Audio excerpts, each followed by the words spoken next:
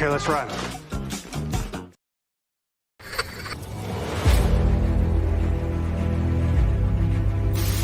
Your mission, should you choose to accept it. It's a quest. It's a quest for fun. Well, The Rock says, why don't we just cut right to the chase? Okay, now he wants to get together. Well, he wants to talk. I want you to do me a favor. I want you to tell all your friends about me. It's showtime, folks! What are you?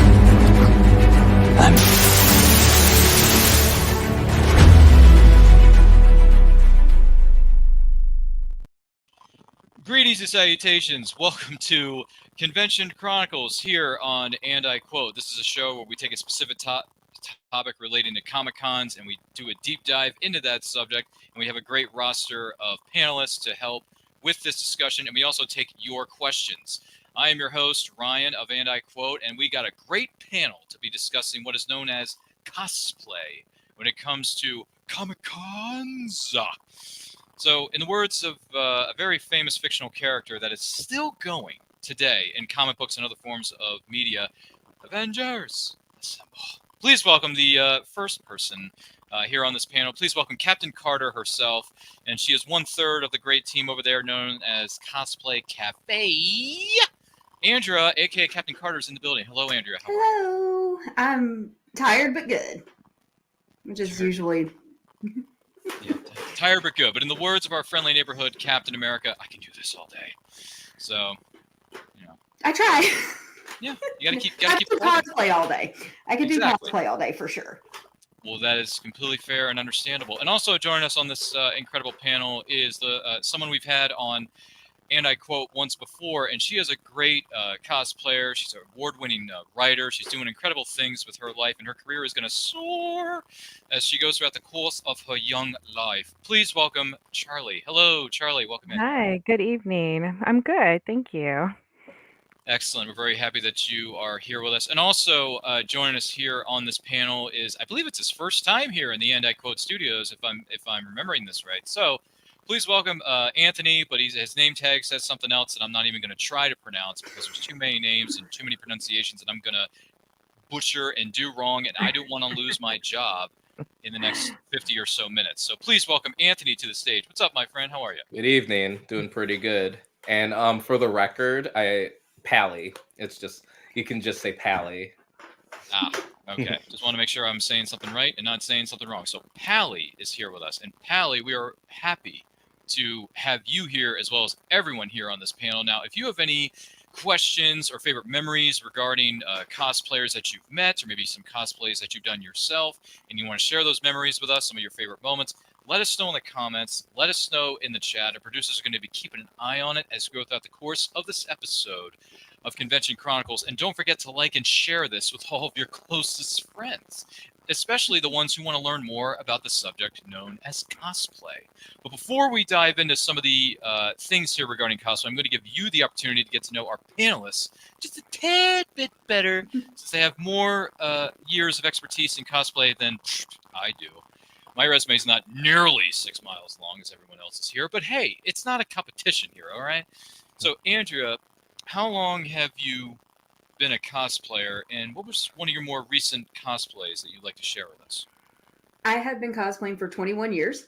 I actually started at the Star Wars Celebration 2002, May the 5th. I know the exact first day I set foot on a con floor in costume. So it's been a few years, longer than some cosplayers I know have been alive.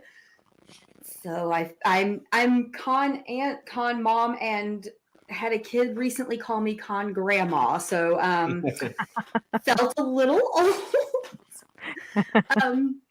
But one of my recent ones I really love is that's my Clea Strange. That's the newest handmade one.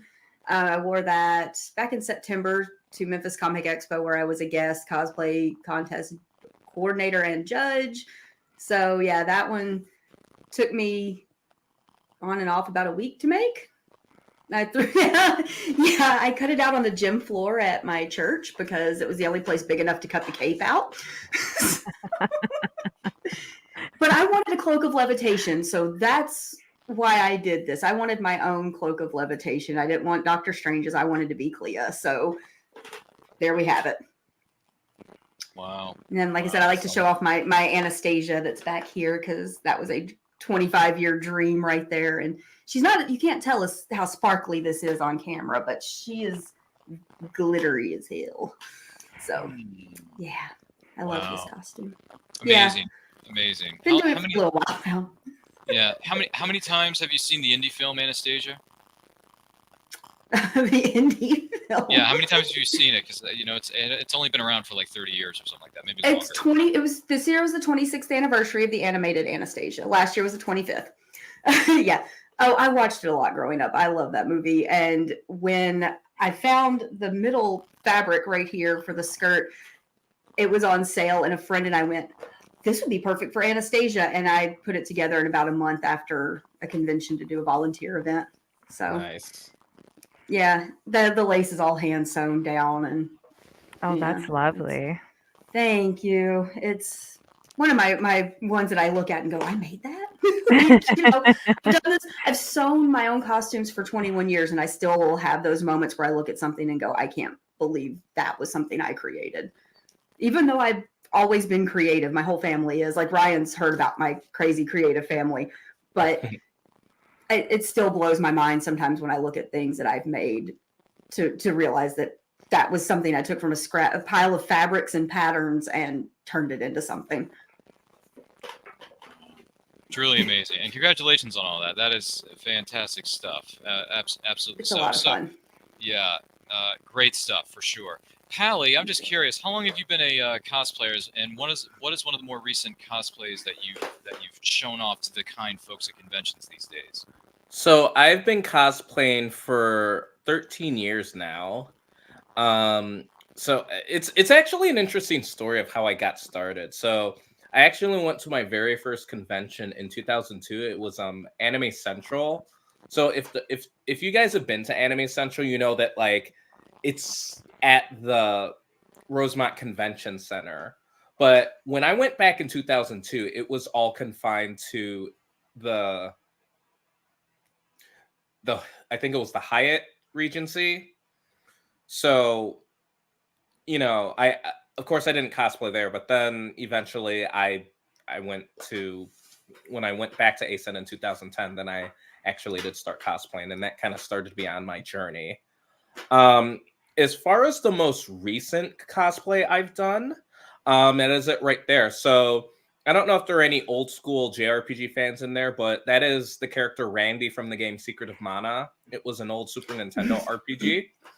And actually, it's funny because when I made this, so this is the version that they made, that this was based on the clay model work that they did for the Super Nintendo version, but they re-released the game a few years ago, and that version has more detail on it. So I was just like, we're going to test the waters with the Super Nintendo version, and eventually we are going to upgrade to that remake version because it's just such a good detail. But I still think even this one was really fun because it was a lot of stuff that I've never really done as a cosplay before, like that hair. Like my friend and I actually took the time to spike that hair all together, and I'm just like, I was very impressed with how it came out. And then just adding some of the detail to like the armband and whatever the darn thing that's called, the little cape half thing cover, and just adding like that fur on there. That was something I've never actually done before. So I'm just like, this came out pretty good. So yeah, it looks great. Boy, It's that's awesome looking. Yeah, going back to, what was it? You said it was Super Nintendo, so that's going back a couple of years. Mm-hmm. My gosh. And we probably don't want to get me started on Super Nintendo, like any JRPG, because I can I can do that. I can talk about that all day. Yeah, just like Captain America. Yeah, that's a completely different show. I can do this. Yes. You can have a separate show on a different channel for that kind of discussion. Super Nintendo is too much of a deep rabbit hole for me. I wouldn't even know where to begin. I barely play it now. Sorry, but I grew up playing those. I still play it once in a blue moon. I got a Retron 2 that can take NES and SNES cartridges, so it's okay. I still have a few games. It's not a problem. T2 Super Bases Loaded. Anybody? I was there. I like playing those. You know, hey, it happens. But anyway, that's a discussion for another day. Yes. We've been derailed. So Charlie, bring us back on the rails here. So the question for you, Charlie, is simply this: how long have you been a cosplayer, and what are the more recent cosplays you've shown off to the public? 7 years only, which is small potatoes compared to our other guests here. Yeah, so I started. I went like both feet and jumped in. I went to C2E2 for my first convention. I was a part of Midwesteros, and I had built a foam throne for the group. And they were like, "Well, we're going to give you this extra pass. And, thank you for building this." And I was like, "Okay." I'm like, I've never been to a convention before. And I went the first day, and I immediately went back home that night and made 2 more cosplays. So, I suffice it to say, I was hooked just after that. I was done, and I've not stopped since. I make my kids' costumes. They come with me to probably every other one because sometimes it's nice to just do it on my own. And I've made so many great friends doing it as well, and you get those group cosplays, and it's it's so much fun. But yeah, my most recent one, C2E2 again, Queen Teramis from Conan, that was one of my dream cosplays. I was so excited to finally work on that. Did anyone recognize it at the event? Did anyone know where it came from? Because that movie goes back quite a bit. Yes. So I went with my friend Claire, and she was also dressed up, but it was a different Conan movie. So not the Arnold Schwarzenegger one. So it was Arnold Schwarzenegger. It was the first one, the one with all the like glitter bodice and like the hat. I cannot remember her name right now. I know the Valkyrie character. Yes, exactly. And we actually found a Conan there, like shirtless with I don't even know, like a loincloth and the broadsword. It was epic. I was so happy. Yeah. Wow. How did I not? I feel like I might have seen that when I was at C2E2, or it might have been the day. It's not important. Yeah, it would have been Saturday. Oh yeah, Saturday. It was crazy. Yes. But yeah. Wow, that's quite impressive. Now, has the actress who portrayed this character, Sarah Douglas, also known as Ursa in Superman's One in Part 2, has she seen this? No, I didn't tag anybody or anything in it. No. I think she would like it. I think she might too, but I always get really bashful. It's one of those things with art where it's like I like it because it's something that came from me, but I also don't like it because it looks like I did it. So then I am reluctant to share it with anybody, where that creativity kind of stemmed from, if that makes sense. I see. Well, that's understandable. It's okay. It's all good. And once again, we are here with this incredible panel of guests, such as Andrea, Charlie, and Pally, talking about cosplay and how it relates to the Comic-Con experience. If you're just joining us, don't forget to like and share this with everyone you know. If you're watching this live or on the replay, we thank you for being here. If you have any questions or comments or favorite memories of you running into cosplayers, or maybe a cosplay that you yourself have made, or you bought it and you dressed up as a certain character and just celebrated it at a convention, which is it's a nice way to do it. Let us know in the comments. Let us know in the chat. I'm more than happy to hear from you. And for those of you who are watching us live on the replay, thank you. I cannot do this without you. So obviously my resume is terrible and it has no bearing on these proceedings, but I'm just going to throw it out there anyway. So I've been cosplaying for less than 4 years. My first cosplay, I remember it pretty vividly. First time I cosplayed was at Steel City Con in Monroeville, Pennsylvania. And I was cosplaying as a certain character that's been around for, I don't know, 45 years. If adventure has a name, that person's name must be Indiana Jones. So I went as Indy, don't call me Junior. And I went as Indiana Jones, and it was fun. It was interesting. I had a few people come up to me and say, "Yo, Duke," and get a picture. and that was cool. That's kind of validating right there, if you catch my drift. Right. And it was sharing those adventures is an interesting experience. And after that, I was kind of hooked, so I just went ahead and did some other cosplays. And my more recent one I debuted, which was at Eastgate Comic-Con here in the great state of, specifically Greensboro, North Carolina. I went as a Jedi Knight, and I've had this idea for a long time. I love Star Wars, and I think Star Wars is really darn cool. It's only been around for like almost 50 years. And I've always wanted to be I just wanted to learn how to be a, Jedi and be a Jedi like my father. And I finally made that dream come true. So I got the tunic here. I got the Jedi. I've already had the Jedi robe and the saber, but I didn't have the rest of the tunic, as it were, which is, the belt and the white/brown outfit that you see before you in this not so good looking selfie. So that's me as a Jedi, ready to take on the bad dudes and lay down the law and TCB, taking care of business. Does anyone remember that song? It's a good one too. Oh, of course. Yeah, man. And it's been fun. It's in the words of a certain character that goes back to the 1980s. It's been educational, and cosplay can be a lot of fun, as we all know. So that's my. I understood that reference. Thank you. That's my non-existent resume in a nutshell. So there you go. Well, remember, like, we all get started at different points. times. Like, Yeah. when even the people on our panel right now, we've had 22 years. How many did you say, Charlie? 7. 7. Lucky 7. Mm-hmm. So we're all kind of at different points of our cosplay journey. That's what I have to remind people, especially that are getting started. They're like, well, it's my first costume. It's not that good. I'm like, no, it is good because you started somewhere. Like, they look at, the big names that are the guests at these huge cons, or even, like the ones of us who have been doing it for several years. They're like, well, I'm not as good as you. I'm like, don't ever compare yourself, because that's what hinders you. The more you compare yourself, the less you're willing to take that chance and dive in and do something bigger and better. But at the same time, I see people that I'm judging cosplay contests. They're like, this is the first costume I've ever made. And I'm just like, it took me like 9 years to even think about competing. And I've been sewing since I was a kid. Technically I've been cosplaying my whole life because Mom always made us costumes, and Halloween was a big deal for us. But, I didn't compete until I had been doing it for almost 10 years.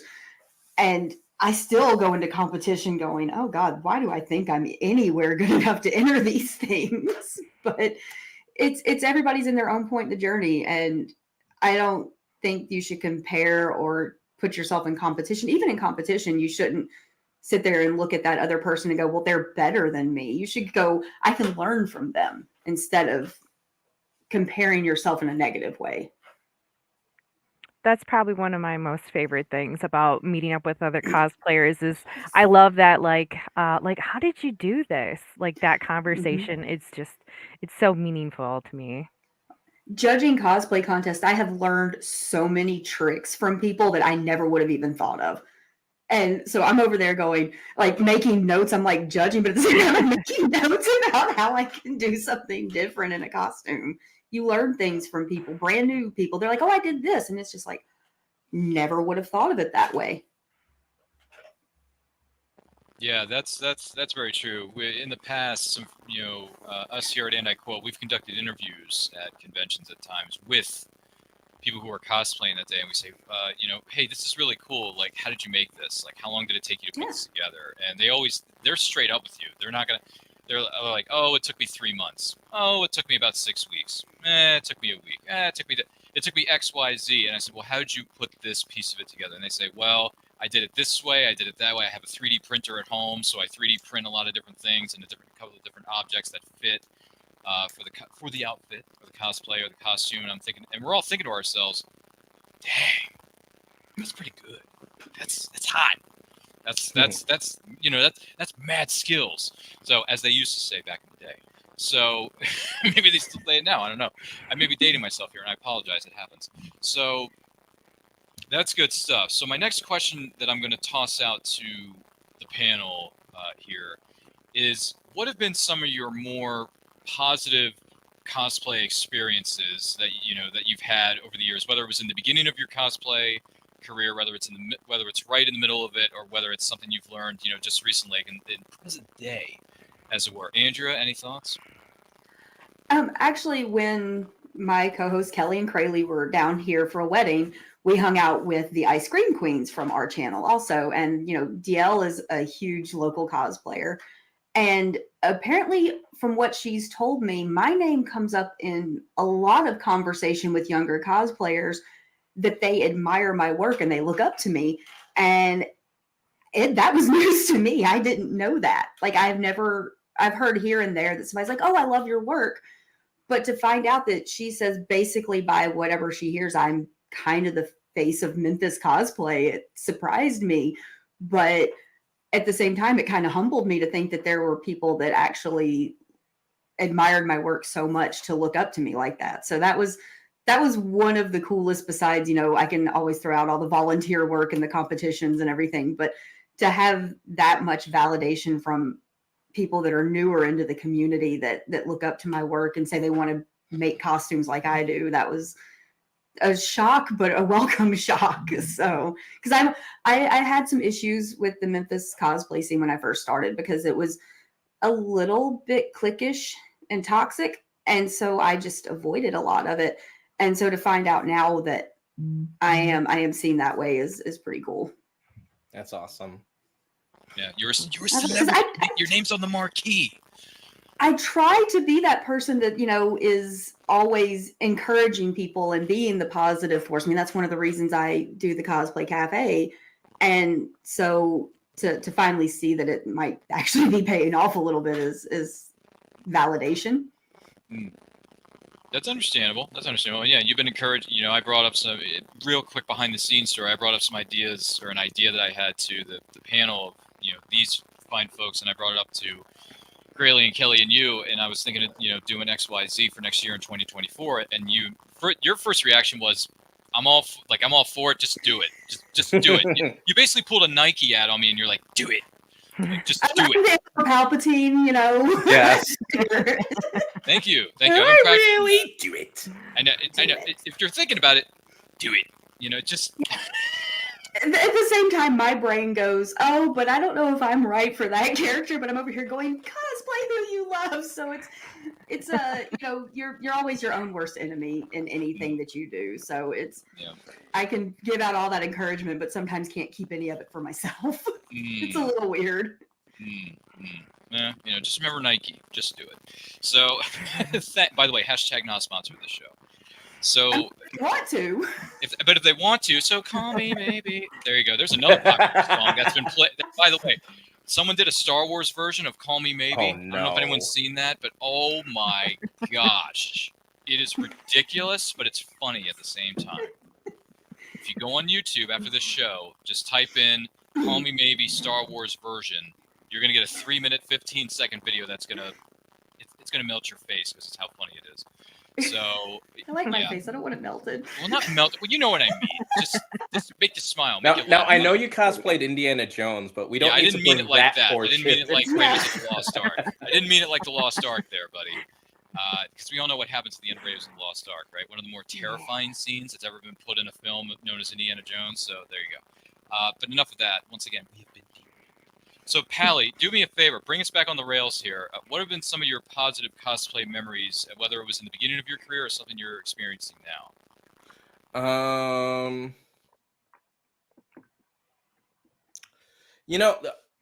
The one that I keep thinking of, and I feel like I'm kind of tooting my own horn saying this.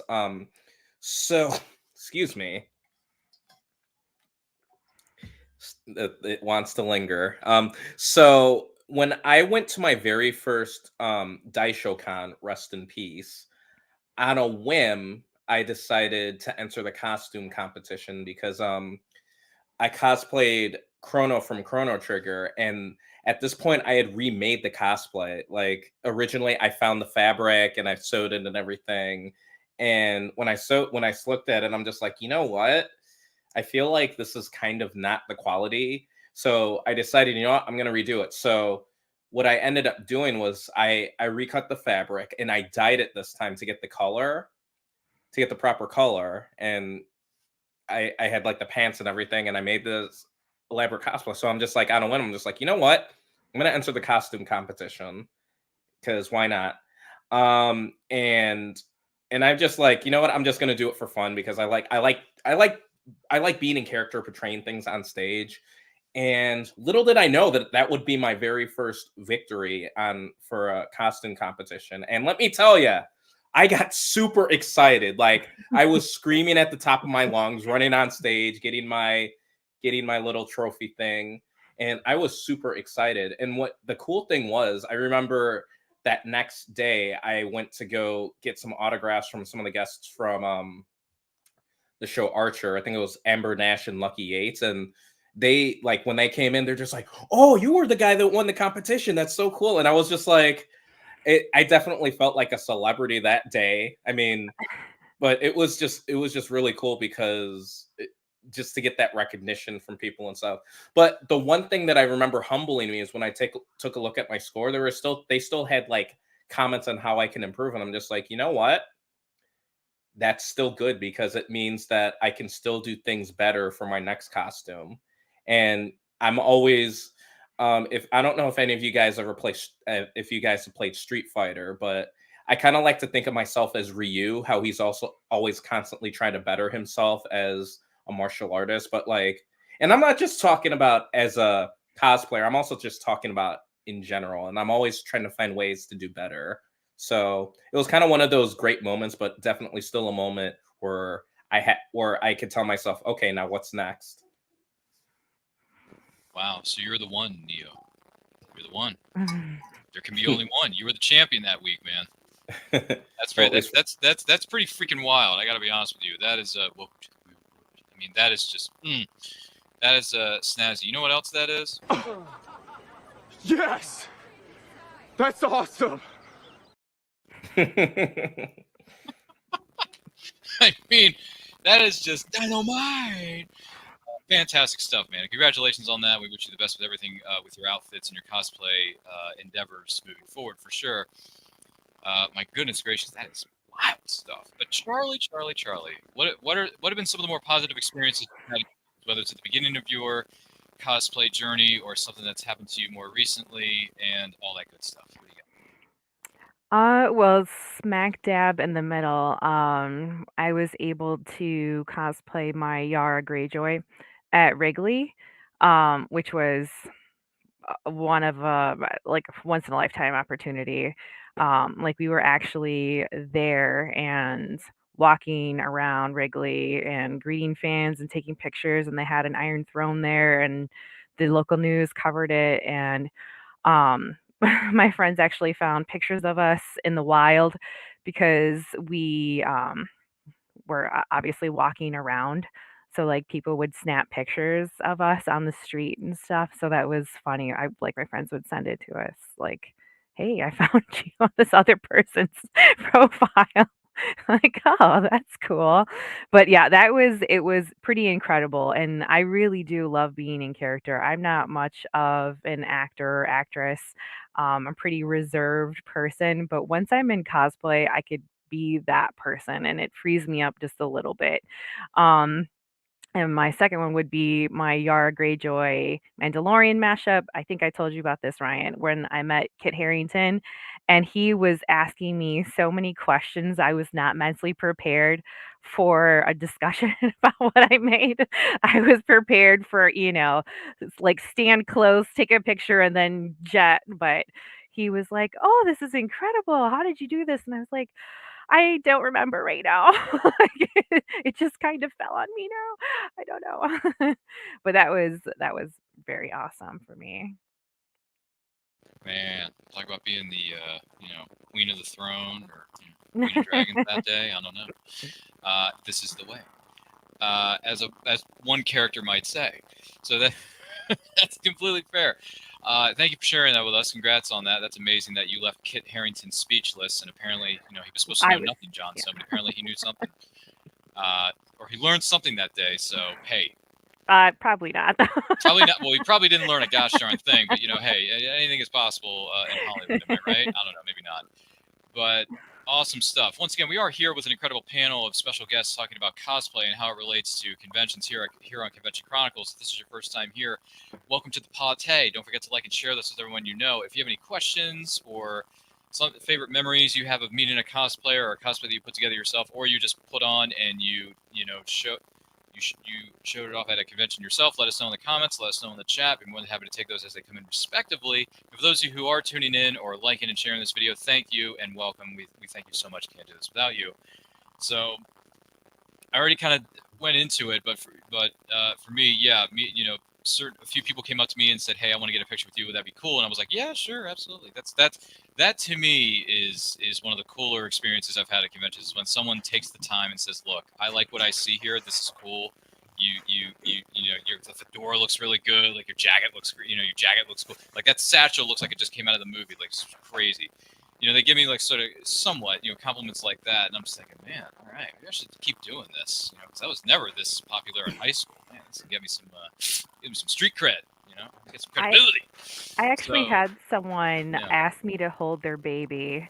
I know how to hold babies because I'm a mom, but I was at the Renaissance Fair in Bristol, Wisconsin, and they wanted a picture of me holding their baby.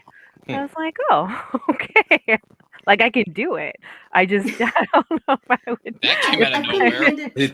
I've been handed babies in full like Disney princess costumes. Oh yeah. And I'm just like, I don't have children. I mean, I know how to have them. I've held nephews, and I have 2 younger brothers that I was old enough to kind of hold when they were little. But it's just like, first off, somebody's handing me their child, and then I'm going, oh, please don't spit up on this satin costume. I didn't think that far. I was wearing armor, so I was like, I've got gloves on. I don't want to slip with this baby. That's a little clunky to try and hold a baby in armor. Yeah. That's a little weird. I've had some at more outdoor events. I've had someone hand me their dog, their like little tiny dog to hold. I would be okay with holding a dog too, though. I love animals, so I'd be stoked. Mm-hmm. Okay, who brought the dog? I mean, look, I got to do an event at a children's hospital where they also brought the therapy dogs. So we were like all going, "Oh my God, puppies!" We're like, "Oh wait, we're supposed to be over here doing something else," because we got really excited about the dogs.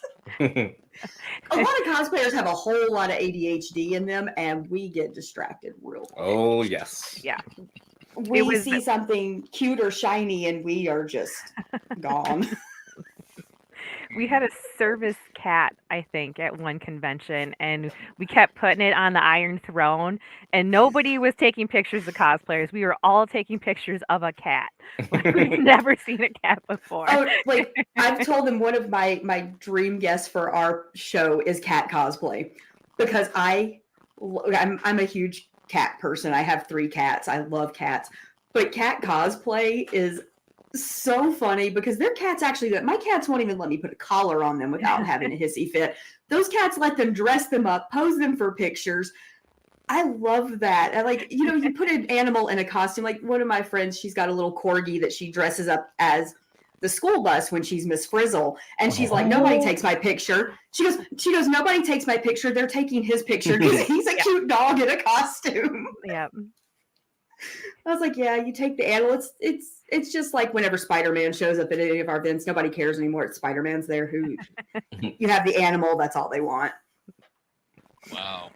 Corgi dressed up as a bus and her as Miss Frizzle. I understood those references. I grew up watching reruns of that show. Yeah, and I still watch it. I still watch it. And once in a blue moon, I'll flip on. Show. I'll turn on YouTube and just pop it, type in some episodes and watch, Busasaurus gets lost in space, kicks up a storm. Anybody remember that? Okay. Anyway, by the way, A Cup Creations is here, and she says, "Hello, beautiful people. Hello, Keisha." Hello. Keisha is here. Good to see you, Keisha. Hope everything's well in your neck of the woods. If you have any questions for this way more intelligent than I am panel of experts on cosplay, by all means, let us know in the comments and let us know in the chat. We're talking about cosplay and how it relates to Comic-Cons here on this episode of Convention Chronicles, presented by And I Quote.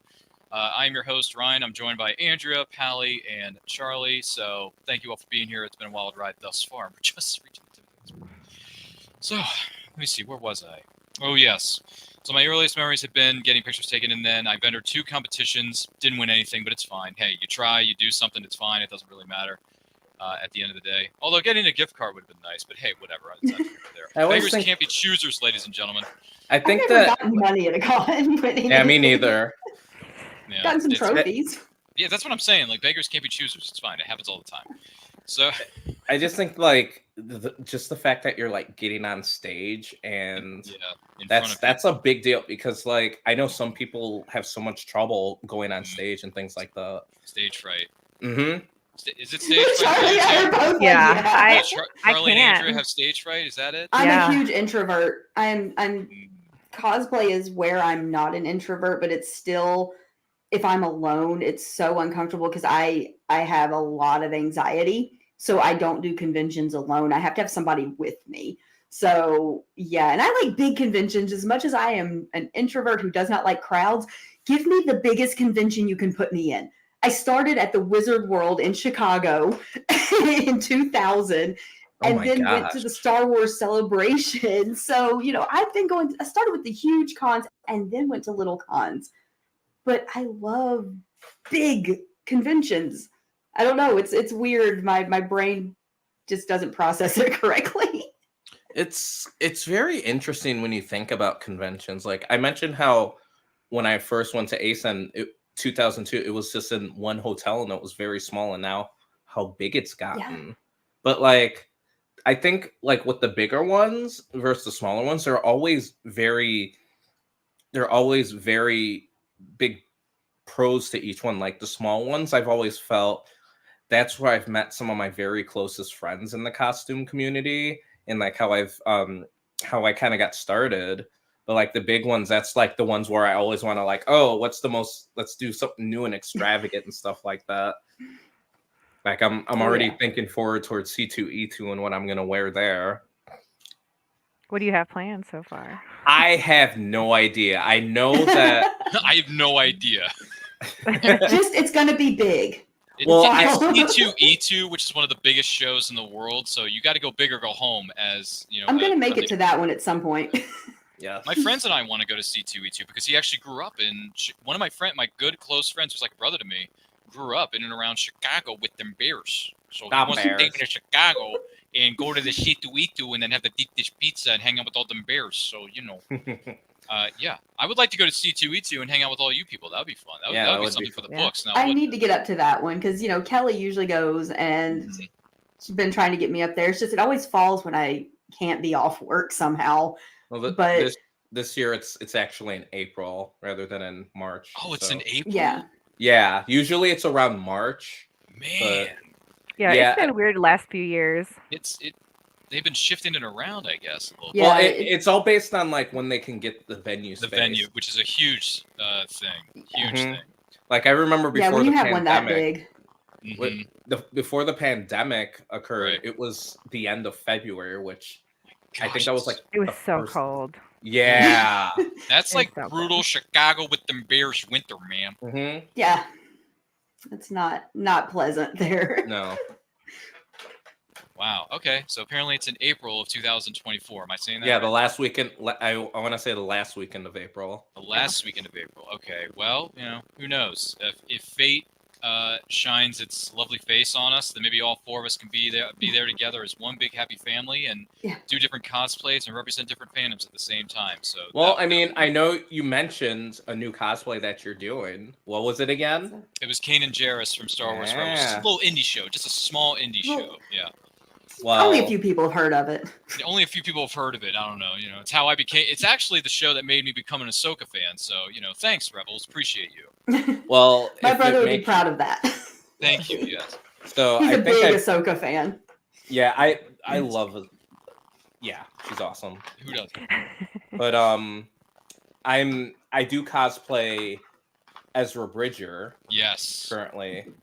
And I do plan on fixing it. Like, I mean, nothing's wrong with the cosplay, but I kind of want to make some improvements to it. Yeah, some adjustments. Okay.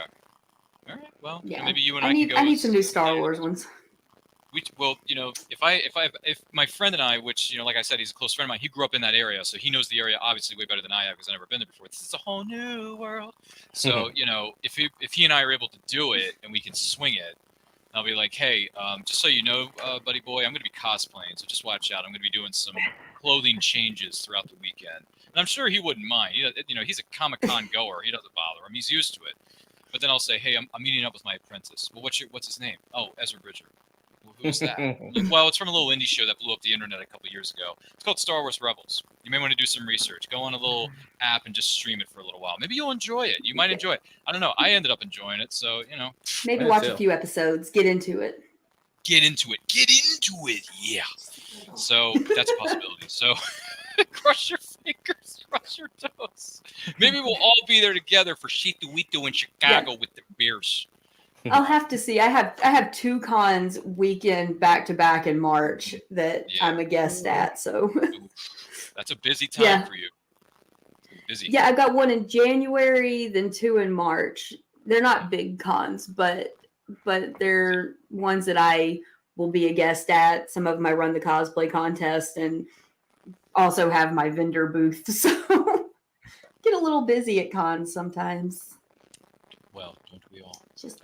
By the way, Keisha says the last convention that she went as Chewbacca. Oh, nice. Yeah. Did she have the stilts and stuff? What was that, Charlie? I'm sorry. Oh, I was asking about stilts and the Chewbacca costume cosplay. Yeah, some of the people I have a friend that wears them. Yeah, really? Some of the people who do that, it's just like I'm so impressed. Yeah. Oh yeah. My friend Josh is like 6'1", 6'2". He's a pretty tall guy. He still wears stilts with his Chewbacca. And he's one of the few Rebel Legion members down here.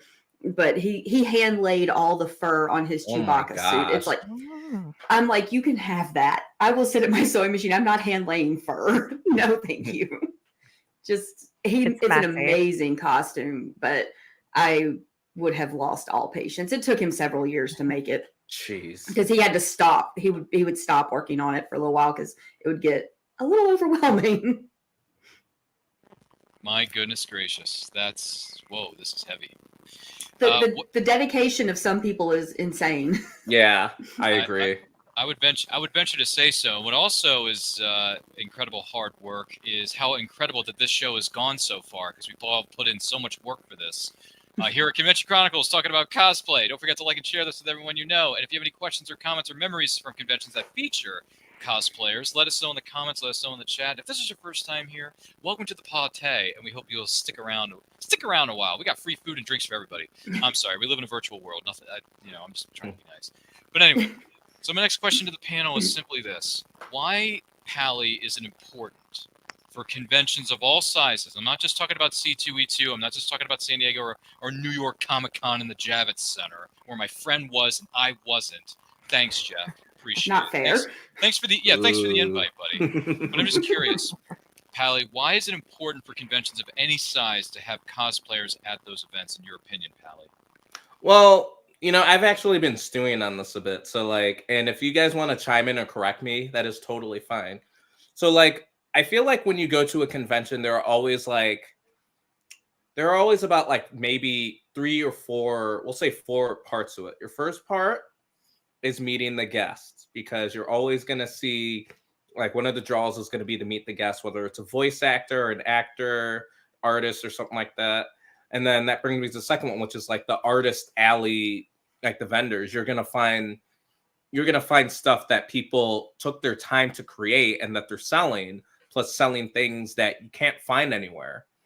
And then you get to the third part, which are the panels, so you can get information, you learn and stuff. I, myself, being a lifelong learner / educator, that's always important to me because I'm always learning new things. But then you get to the last part, which is the cosplay.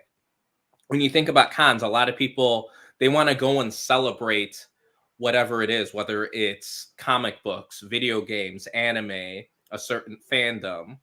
And one of the ways that people do that is by making they're making cosplay. And that in itself is a creative outlet, because when you're creating it, you're kind of bringing honor to the show or whatever it is that you're doing. And You're going to try your best. You're going to do your best to do that, or you're going to do your own spin on it. And that to me is why I think it's important, because people want to celebrate what they enjoy, and that's a way for them to do that. Fair enough. And thank you for sharing that with us. Do appreciate it. How about you, Charlie? Why do you think it's important for conventions of all sizes in and around the world to have cosplayers being featured at those shows?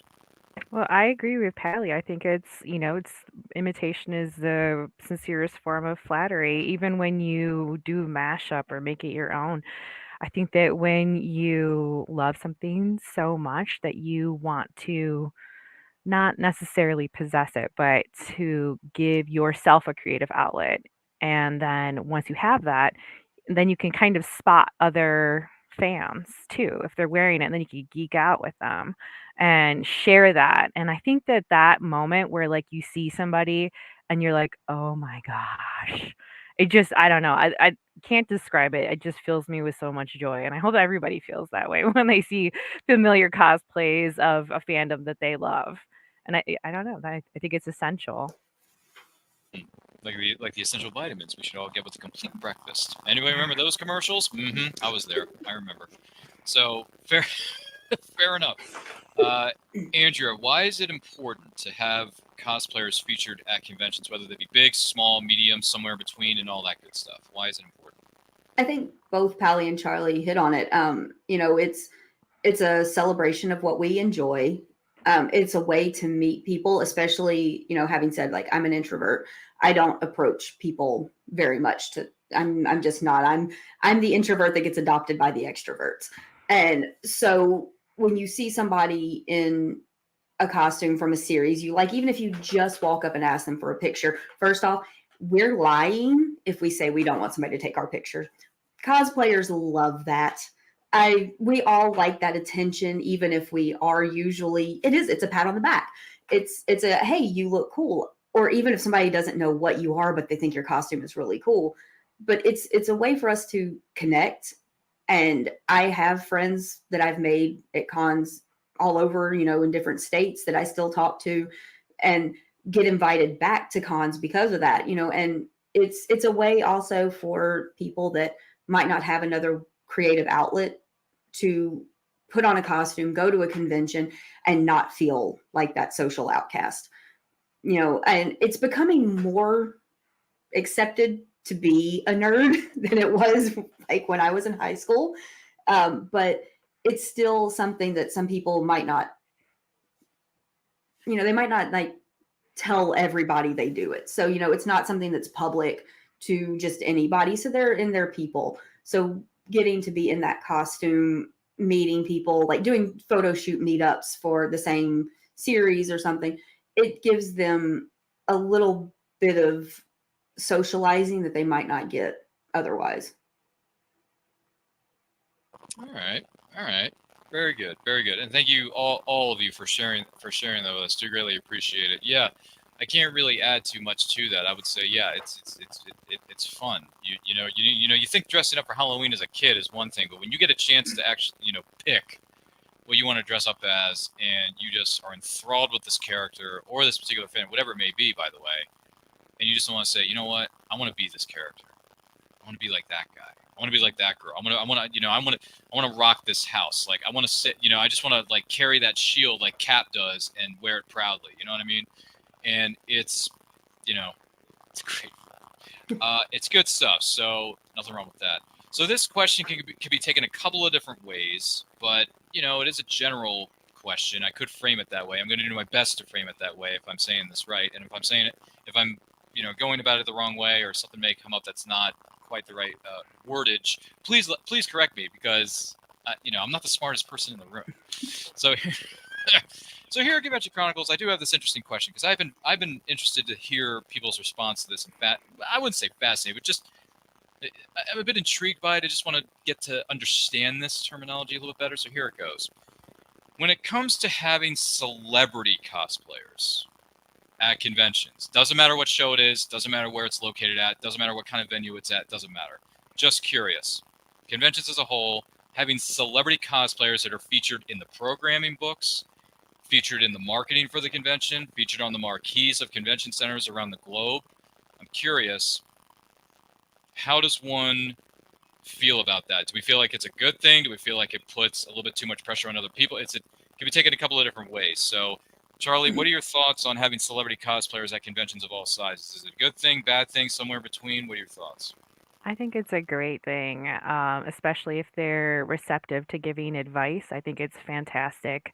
You know, they work just as hard on their cosplays as everybody else. They're some of the first ones to kind of teach you. They post, a lot of them post just videos, and then you could subscribe later to get more in-depth details. And I think that that's important, and it's encouraging more cosplayers and kind of eliminating that fear that some people might have in starting, because they're like, oh, I could just Google it and see which cosplayers have a video. Oh, this person does this, and maybe you like the way that their videos are, their cosplays are.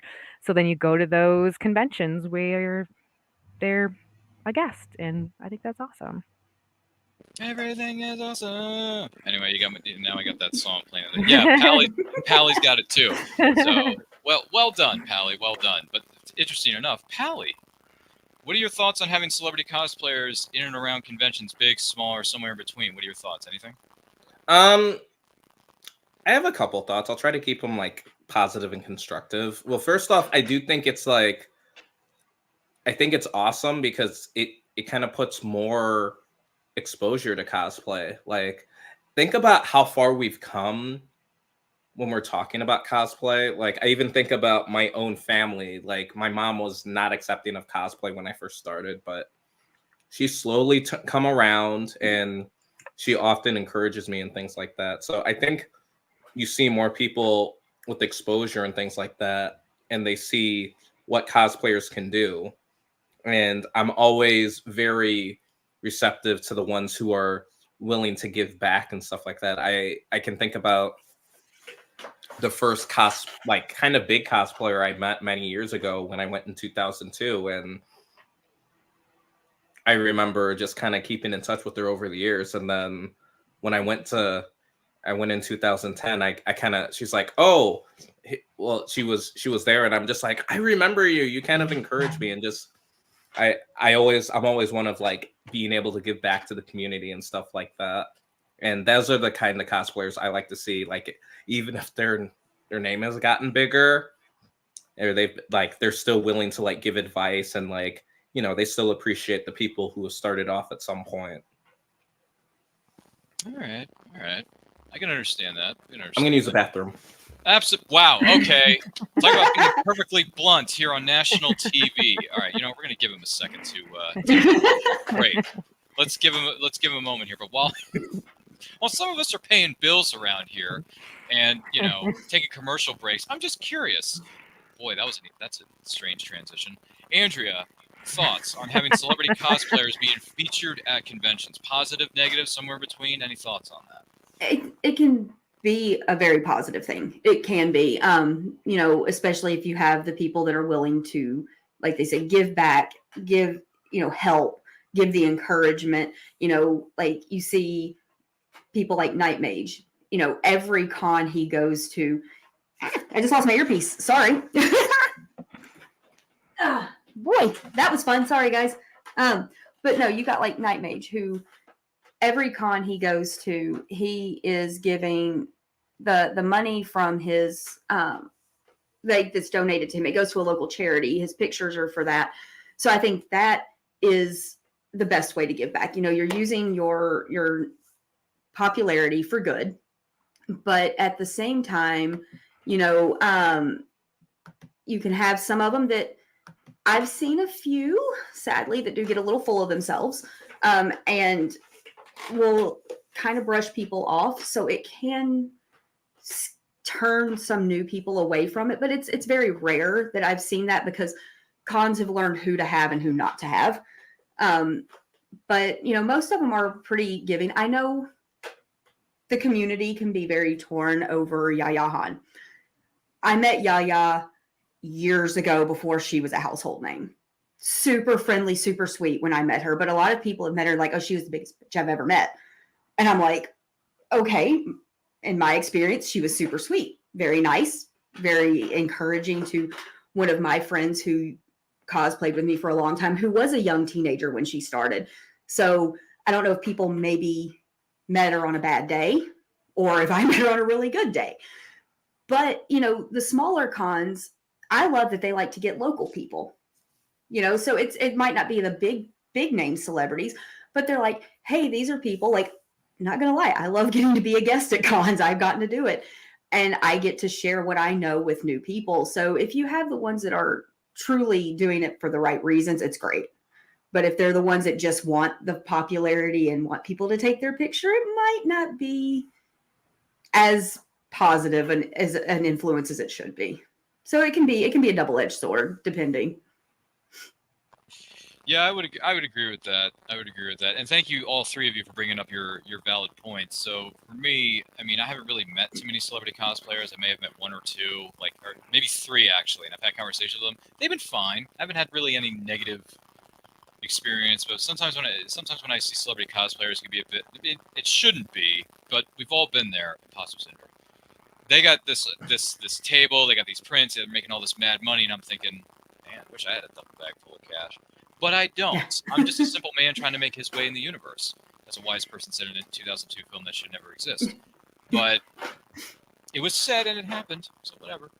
You know, but yeah, sometimes it can be a bit intimidating because I'm thinking, man, I'm dressed up as this one character and this person's like killing it. Like, man, I don't know how I'm going to be able to compete with that. But we all have those thoughts in the back of our mind. But at the end of the day, you know, you pass by their booth, you say hi to them if you want. It's up to you, whatever. And then you just, you know, in the words of your friendly neighborhood troopers, move along. Yeah. Move along. You know, you just move along and move on with the rest of your life and just enjoy your time in the sun because life's too short to compare yourself to other people. So, I think, can't speak for everybody, but that's been my experience. So yeah, it's cool to have celebrity cosplayers, but as Andrea said, it can be a double-edged sword. It can be a very good thing for business, or you know, I guess if you reverse some of the things that have been said on national TV on a certain Monday night program that features pro wrestling, it could be bad for business. If you know what I mean. So, yeah, just depends on how you look at it, I guess.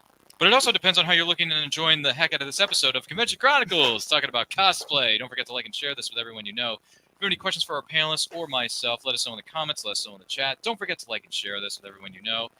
And if you have a favorite cosplay memory or something you're curious about on how to put something together or something just about cosplaying in general, by the way, let us know in the comments, let us know in the chat. We're more than happy to take those as they come in respectively. And thank you, Keisha, for your elegant comments. They've been very nice and positive so far. So keep it up, A-Cuff Creations. She's a writer and amazing. She is, isn't she? She's got stories for days. I feel like she's her own episode of Ripley's Believe It or Not. I hope to meet this person someday at a future convention. She's one of our fellow station podcasters. She does the Cryptid Crunch and a couple other things with us. So she's been on the Cosplay Cafe a couple of times too. Gotcha. Yep, she's been on a previous iteration of And I Quote, so you can always go back and watch that episode that we had with her. It was a good interview. It was a fun time. But Keisha's awesome. Got a lot of stories. She's got a very interesting... Look, the last time she was on our show, she was coming live from a Civil War reenactment, so she was in the woods. She was in the woods. She was in the woods. This sounds like a horror movie waiting to happen. You remember that movie about those kids who went into the woods? Does anyone remember that movie? I don't know. I mean, which one? There's like 30 million of those horror movies. I mean, Into the Woods You Go Again. You have to every now and then. Yeah. I don't know. What's it called? There's Into the Woods. There's The Cabin in the Woods. There's Into the Woods is a musical. So Into the Woods is a musical, but still, I digress. You could kind of turn that into with the people cosplay from it. So there you go. I don't think I've ever seen an Into the Woods cosplay to this day. Really? I haven't seen one in person, but I've seen pictures like people do them. There's so many things that you don't think of, and then you see it at a con, and you're just like, never would have thought somebody would cosplay from it, but there it is. I didn't, growing up in the greatest decade of them all, known as the 1990s AD, I didn't know anyone was crazy enough to dress up as Miss Frizzle. I didn't know anybody was crazy enough to dress up as Carmen Sandiego. Those are very popular. Yeah. Pretty popular. I didn't think anyone would do it. And when I see those at conventions, I'm thinking to myself, my 90s heart is smiling at you right now because I grew up used to watching. get called Carmen Sandiego a lot when I cosplayed Madame Red from the Japanese series Kuroshitsuji, or as most people know it, Black Butler. I've known it since before the English translation was put out, and so my Madame Red constantly got me called Carmen Sandiego because it's got the big red hat and it's the long. But it's a Victorian gown, so I guess everybody thought I was just a Victorian version of Carmen Sandiego. Well, I think they just really want to find Carmen Sandiego because how many people have really found Carmen Sandiego? I can't say I have. I don't know. I mean, Funny thing. The same friend that does the Miss Frizzle with the dog as the school bus, she does Carmen Sandiego. Someone has clearly been watching too many reruns on PBS or Fox. She also does Inspector Gadget with the full hat with the like. Oh, nice! With the Gadget Copter. Is it the Gadget Copter? Yes, she has the never Gadget get a control of that thing. That's Lori does some amazing stuff. She's competed internationally, so she's just phenomenal. Anyone got the theme song playing in the back of their heads right now? Yes. And I'm also thinking Don Adams talking. Don Adams talking. Good look. Go, Gadget, go. Sorry. Where were we? Oh, yes. Let nerds hang out. Yes. I'm sorry. Yeah, no. I grew up in the 90s, so I watched the animated series. I watched the game shows that featured Carmen Sandiego. I played the PC game at my school when we had computers that were the size of like brick walls. Sega had a Carmen Sandiego game. Do you remember that? Yeah. Do you remember those things called those floppy disks type things? Yeah, you had to pop those things in, you know, to play. What was that game we always used to play on floppy? Oregon Trail. Oregon Trail. There was Wolfenstein 3D. Wolfenstein. Anybody remember that? Of course. Yeah, Wolfenstein. Doom. Yeah. Doom was another one.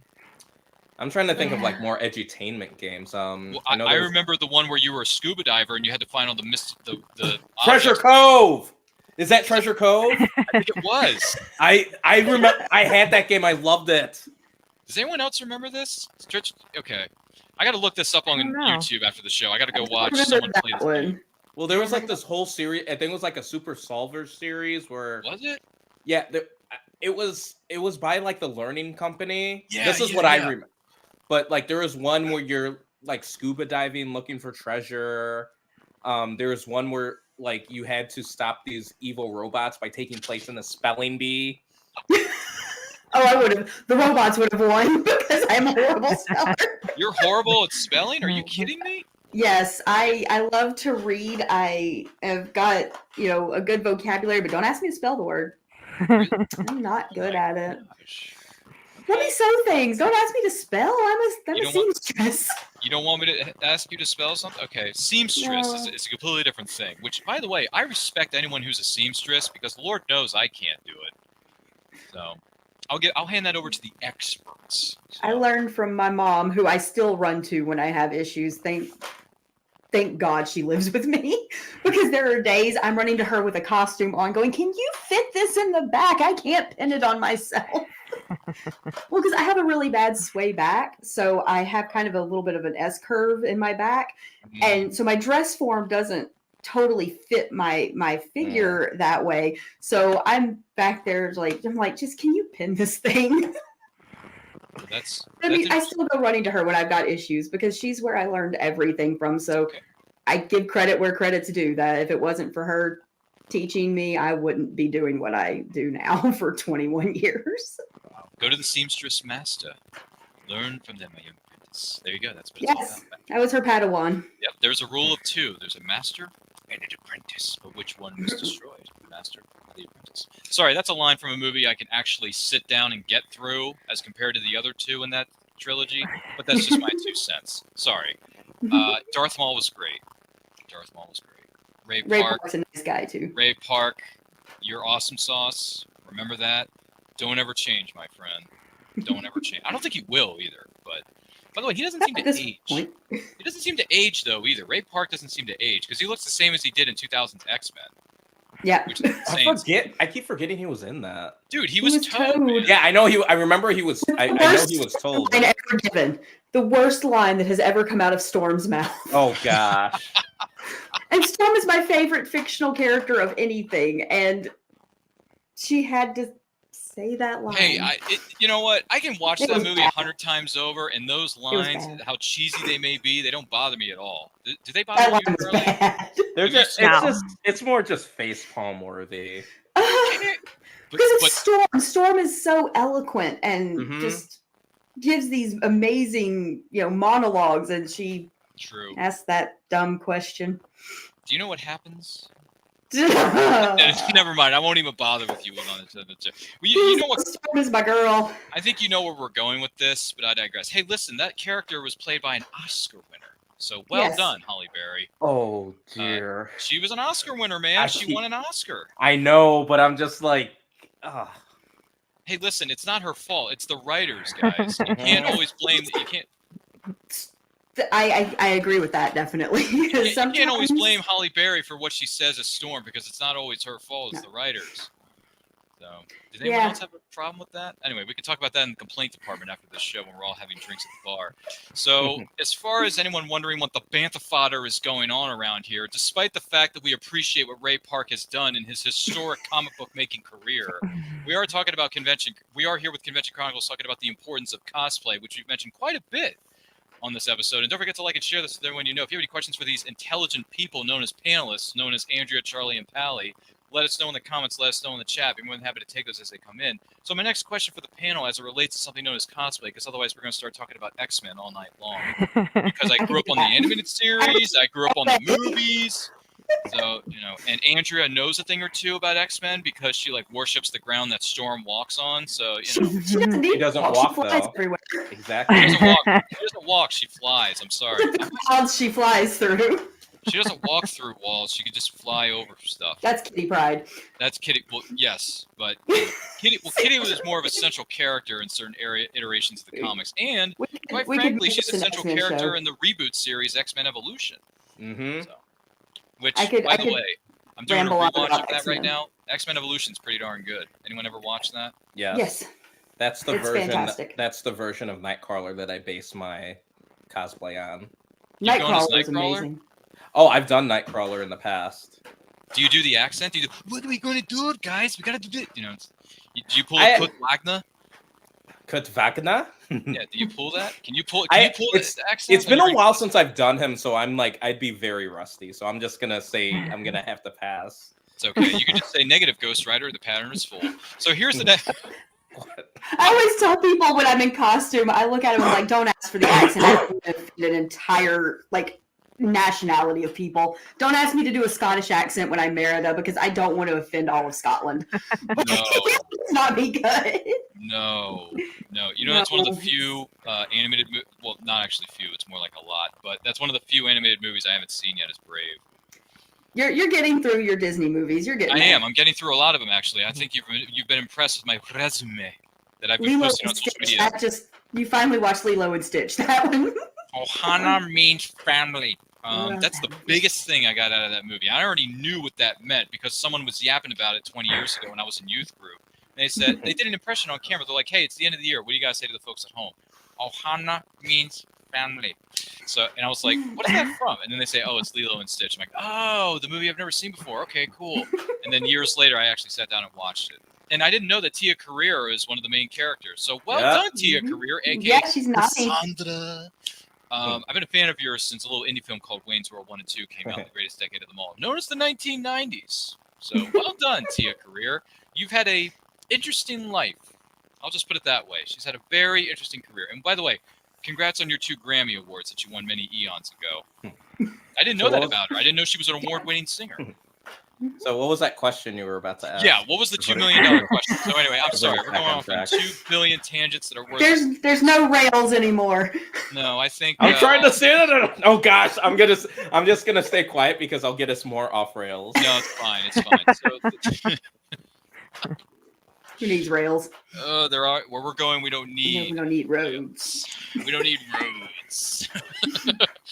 Oh gosh, I love that movie so much. So the question I have for the panel as we're trying to get back on the rails of cosplay here. Sorry, folks, if I'm going a bit off kilter. So the question I have for you is this: what do you? Someone has said this many eons ago that there's always room for improvement.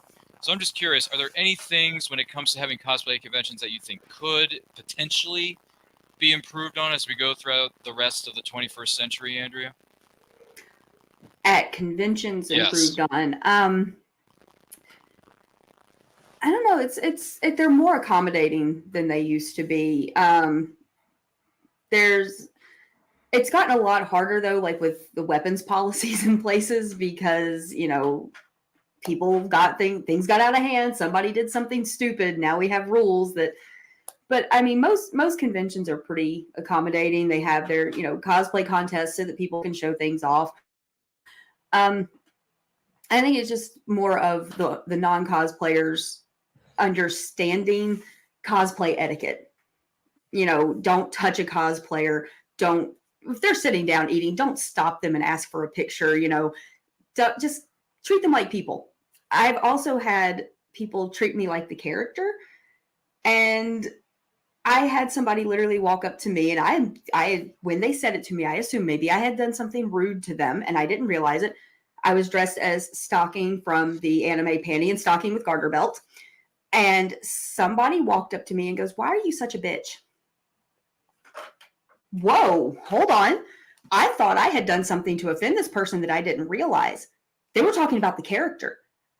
So they need to understand that you have to differentiate the cosplayer from the character. So it's more not the cons, it's the con goers that might need a little etiquette education. Yeah, when I had somebody walk up to me, I thought maybe I had said something rude and didn't realize it or bumped into them. I was wearing wings that, went all the way fingertip to fingertip. So I thought maybe I'd hit him with my wings.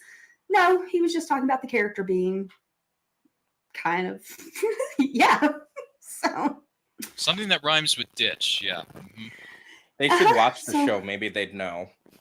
Well, that's why I guess because it was right as the show was coming out in the U.S. and because Funimation had just put it out, and so I got that, and I'm just like, my friend and I were dressed as the two main characters, and we're just like, did that guy really just say that to me? It took me a minute to connect why he said that, and then he's just standing there looking at me like waiting for an explanation. So it's fun to be in character, but they have to understand to still differentiate the cosplayer from the character. Fair enough. Absolutely, and that's 100% fair. Wax on, wax off. There's a difference between character and person. Wax on, wax off. Yes. Anyway, I mean, Mr. Miyagi taught that to us like 40 years ago, and he's still doing it today, believe it or not. And now there's going to be a crossover between two different universes, which I don't understand why they're doing it, but apparently Ralph Macchio and Jackie Chan think it's a good idea to cross the streams. I don't know why, but whatever, Hollywood. I mean, we could always use more Jackie Chan in our lives. True, I don't have a problem with him, but having the reboot and the original crossover, like, that just doesn't really make a whole lot of sense. Yeah. Whatever. It doesn't make any. Does anything in Hollywood nowadays make sense? No, it doesn't. That's why we call it multiverse of madness. That's why we call it a multiverse of madness, which some of us here may know a little bit more about than the rest. So, Charlie, any thoughts on areas when it comes to having cosplayers at conventions that can be improved on, if anything, or do you think from your standpoint, everything is hunky dory and we're having sunshine and rainbows? No, I agree with the con goers. I think that for me, they're probably my biggest issue as well. I have not had anybody come up to me and be that aggressive, though. That would be really upsetting, specifically if it was a male. I think I would not like that at all. But maybe I'll get a lot of flack for this, but I miss carpets. My shoes are usually really uncomfortable, and after walking the con floor so much in a cosplay, it just adds to my normal body pain. I could really do without. And yeah, I think I just want more padding for my feet. That's about it. I know exactly what you're talking about. Right. So I guess the Dr. Scholl's insoles doesn't do it for you. I do use insoles. I put them in all of my shoes because I need them. I know that I need them, but then took all the carpets away. It's just concrete floors, and I'm definitely feeling it at the end of the night. Yeah, yeah. I've had jobs where I've had to stand on concrete floors for X amount of hours. Granted, they've had some mats that helped us in the past, but at the same time, once you step off that mat, your feet are saying to you, "Why am I on this concrete floor?" It doesn't make any sense. It's wrong. You get nothing. You lose. Anyway, when it comes to having your feet on concrete floors. But anyway, I'm sorry. I keep quoting stuff that shouldn't be quoted. Pally, any areas when it comes to having cosplayers at conventions could be improved on, or what's your stance on this? So definitely I think definitely congoers need to understand like what Andrea said about the, separating cosplayer and character. Like I can't tell you how many times there was one time where I was dressed up as Aang and this guy just comes up to me. He's like, "Oh, I think Korra's better." And it's just like, that's your opinion, but don't say that to me because that's just really rude.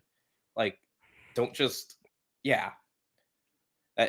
It's just being considerate of other people. Like I've done the thing where like if I see someone in a character, I might quote something like when I was at Colossal Con North a couple weeks ago, I saw someone was cosplaying Laszlo from What We Do in the Shadows, and I went up to him just like, "Because you're Laszlo, I have to say, you really are the most devious person in New York City." And I had to say that because it's kind of an iconic line now, I think. But like, I always try to make sure that they're okay with it first. So it's just like, it kind of comes down to like asking for that consent, whether it's like to take a picture or, interact with them, et cetera, et cetera. And then I definitely think sometimes, like to what Charlie said about like the carpet, I know exactly what she's talking about. And it's like when you make a change like that, especially to people who might be affected, like you have to be considerate of those people that might be affected by this. Like, yes, it might be, you might think it's a cutting measure, but like there's gonna be other stuff. Like I can think back to, I think it was last year at, I want to say TwitchCon, there was this incident they had like one of those foam pits, like people were doing, where you could do like dueling, and like someone got injured from it. And I think cons just need to be more considerate of these things. Sorry, I'm about to cough again. No, once again, he's being blunt. Feel free to take a commercial break, pay the bills. It's all good. So it's all good. But that makes perfect sense.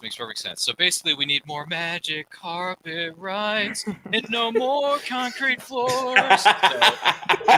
So yeah, there you go. There's my spin on a very popular song that is still going strong today, by the way. I just want to point that out there. It's my #1 favorite animated film, but that song is still iconic to this day. Heck, it's being played at weddings. Oh God, yeah. It's played at weddings. It's played at reception halls. It's played at, obviously, I mean, it's played all over, Disney themed parties. Why not? It's a gorgeous song.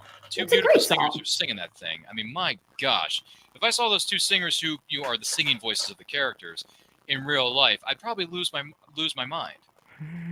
I'm just saying. But good points there. So yeah, I would agree that sometimes the flooring can be not so comfortable for these individual feet. And yeah, they should take more, precautions when it comes to, let's have some good floors for people. Let's not just suffer everybody on a concrete floor for Pete's sake, even though it's easier on the vendors because they can wheelie their stuff in and out of the halls. But even being a vendor, you're stuck standing at it all day, and it gets uncomfortable because I've done that too. No. I've done that in full cosplay in like heels. So I'm the crazy person that wore 5-inch heels for 15 hours at a con. So oh my gosh, there you go. 5-inch heels? Is that 5-inch? Wow. Yeah, the anime character I was doing, she either is completely barefoot or wears ridiculous shoes. So are we talking about stockings still? No, those were only like 3-inch heels. I was doing Ichihara Yuko from the Clamp series, XXX Holic. Okay, that could be Yeah. taken a couple of different ways. I know what she's talking about. I was It's gonna not what you say, think. to the two of you, nerd.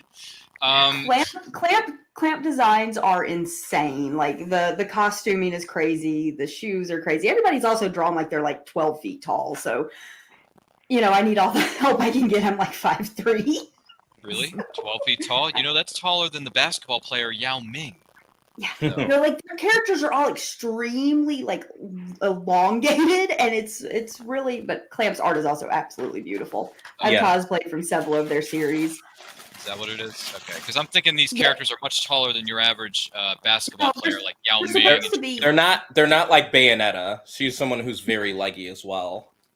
Yeah.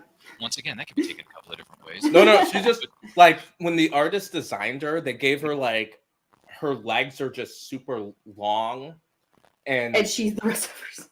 Yeah, really it's look it up. I was going to say, I think Ryan is very confused right now. I don't know how Charlie feels about these properties. It's not very proportional artistically. No, probably. Charlie, are you understanding any of these words that are being said by our two panelists? I understand what they're saying, but not what they're discussing. Yeah. Okay. But all right. I mean, I guess it's okay to say that Ryan is not necessarily alone in the lack of knowledge department on the show, and that's fine because we're learning from each other every single day of the week and twice on Sunday.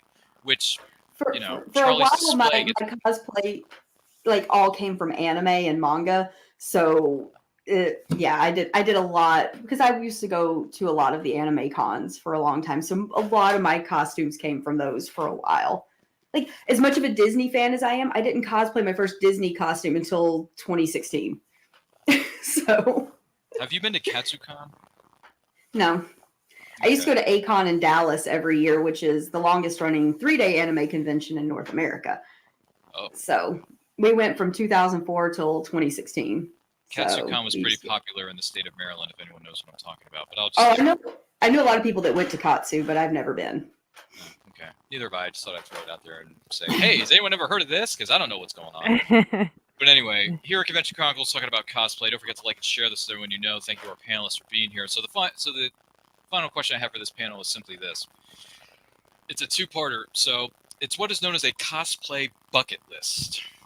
But it's a two-parter. So the first part is, what is something you hope to do in conventions down the line, for yourself, whether as a cosplayer or something you hope to see from and then the second part of that is, what do you hope to see from the cosplay community moving forward as far as your cosplay bucket list goes? So, Pally, any thoughts? Well, the one that I really want to do someday is Cecil in his paladin attire from Final Fantasy IV. Mainly because of the fact that I feel like our personalities are very similar. If you've played, long story short, he starts off as a dark knight, but then he redeems himself from his past sins and becomes a paladin. And I always love that story of redemption that he got. And it's a character that I feel very much like our personalities are very similar. But it's one character. It's a lot of armor, obviously. But it's definitely a character I want to do someday. And as far as what I'd like to see conventions start to do, I think they're already doing this, but I want to see them continue to take more strides to be more considerate of those with mental illness, and making it more inclusive for all walks of life. And just kind of break down those stigmas that a lot of people have towards just cosplaying in general, or whatever it is that people think are at cons. Well said, my friend. Well said. Charlie, when it comes to your cosplay bucket list, something you hope to accomplish somewhere down the line in your historic Lucky 7 career, or something you hope to see from the cosplay community moving forward? I think for me, I'm gonna do goal cosplay. I would really like to do Madeline Ashton from Death Becomes Her. I haven't quite. I want to do it where her head is twisted around, and so this would be the back, and this would be the front, and I haven't quite figured it out yet, but I'm working on it. As far as the cosplay community, I I think that they're on the right track. It's so inclusive. I don't have any issue bringing my kids there, uh, asking other people who aren't in the community, inviting them to come with. They go and they're just in shock that they don't feel out of place. And I love that. And I think conventions are doing a better job. I think accessibility could be a little bit better, but otherwise, I think that the trajectory is good, ultimately positive. Trajectory is this way. We can only go up from here. Fantastic stuff. Higher, faster, stronger, whatever the phrase is. Indie film that came out a couple years ago that I can't remember. But Captain Carter, if you don't mind me asking, Andrea, what is something you hope to accomplish in your cosplay career as a cosplay bucket list, and also what do you hope to see from the cosplay community moving forward? I've knocked off a lot of them over the years on my bucket list. Anastasia was one. Thor, I did Jane Foster, Thor. My helmet's hanging out back here. But I did Cardinal Katarina Sforza from Trinity Blood, though I would like to fit back into that costume and get pictures in an actual church, even though I don't know if being Catholic, they would be okay with me showing up as a female cardinal. Might be a little touchy. Vatican vampires and all of that in that series. It's a very interesting series if you've never read or watched it. I don't know. I like my list changes a lot, but through a lot of encouragement, honestly, from the Black cosplay community, Storm is on my list. I held off on her for a very long time because I was like, her representation matters so much to another set of people in the nerd culture. And so I held off. I was like, there's a lot of characters that I could physically portray that I still love while allowing, Black cosplayers to have Storm. But between friends in the community and when we had Night Mage on our show a couple of years ago, he was like, girl, just do it. If anybody has a problem, you can send them my way. On my way. I would never do anything to disrespect the character because I love the character so much. I just want to be my favorite character. So that was one of those where I'm always a little touchy about, I'm like, do what you love. And then I'm like, oh, I can't be Storm. But she's definitely on my list for next year, along with a few original designs from a comic book my brothers are working on. So I get to be a blue alien with pink hair. That'll be fun. But then from the community, it is like it's getting better. There's less gatekeeping than there used to be. It used to be really bad. I mean, like I said, I've been in this for 21 years. I've seen where people used to go, well, I had to figure it out, so you go figure it out. But now you've got tutorials everywhere. You've got people willing to help. So I think that's gotten a lot better. And as far as like both Pally and Charlie said, the accessibility, the understanding of people that are different at cons. I've been to a few lately that even set up quiet rooms for people that have sensory overload issues, which I think is great because I do experience sensory overload through some PTSD that I have. So being able to go into a place where you can walk away from that loud noise that is a dealer's room, a convention hall, it's really nice that they thought about that. They're like, oh, we've got people that might get overwhelmed or overstimulated. So I think a lot of them, because mental health and physical health is becoming much more in the forefront, you're getting a lot of places that are considering it more. So I think that if more conventions started going that way, and maybe they'll think about our physical pain with the carpet. They'll give us some carpet. Yeah. But, I think a lot of them are trying to be more all-inclusive, and that's really good. But though in the community, I will say one thing that still can be a little catty is that nobody says a thing when they see a woman cosplay a male character when they crossplay. But if you see a man cosplaying a female character, I still see some backlash on those guys. Because not everybody, it's not just because they're trans or they are like a drag queen or anything. Some of them just enjoy those characters. And so it can still be a little iffy. They're like, oh, why is that man in a dress? But they don't say a thing about a woman being, in an Iron Man suit. So it can be a little, flipped on that sometimes. So I'd like to see people be a little more welcoming to people just cosplaying characters they love. I see that less within the cosplayers and more with the con goers. Right. Yeah.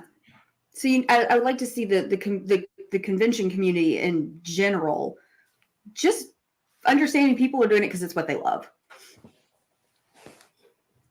Right on, right on. And to what was that? I think the expression is to piggyback on something you were saying about sensory friendly rooms. I think is one of the words they're being known as. Yeah. I think those should be used more at a lot more conventions that I've been to. I've been to some of the bigger shows like Galaxy Cons. I've been to Fan Expos, some of the other shows in and around the country, and they're fun. They're a great time. I enjoy every time I go to a con. I do my best to have a good time, but sometimes it's a lot. It's a lot of traffic.